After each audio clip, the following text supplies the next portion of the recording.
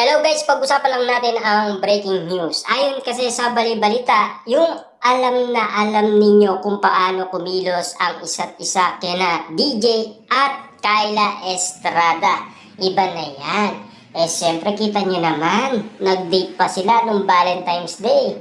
Iba na kasi yun, di ba? At lalong-lalo na yung mga moves ni Daniel Padilla sa pag-alik niya kay Kyla Estrada, iba na rin yun. At lalong-lalo na sa lagi nilang pagtatravel umano sa iba't ibang lugar, iba na rin yun.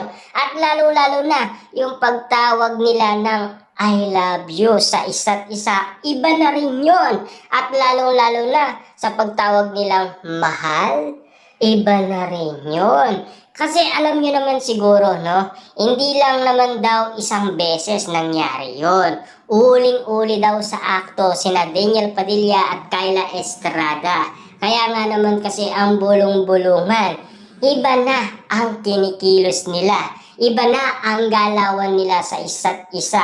Kaya nga naman kasi parami ng parami ang naniniwala sa mga kinikilos nila at galawan nila.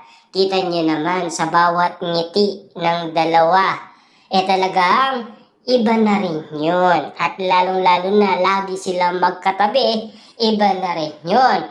At kung makabay si Daniel Padilla, talagang magjowa na ang kilos nila. Iba na rin yun, di ba? Kaya nga naman kasi lahat ng nakikita ng iba't ibang mga netizens, talagang masasabi mo na lang magjowa talaga ang kilos nila.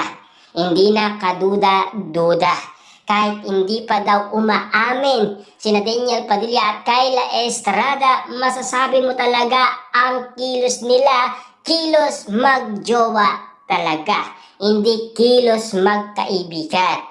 Iba daw ang kilos magkaibigan sa kilos magjowa. Kaya nga naman kasi masasabi nilang iba ang kilos nila.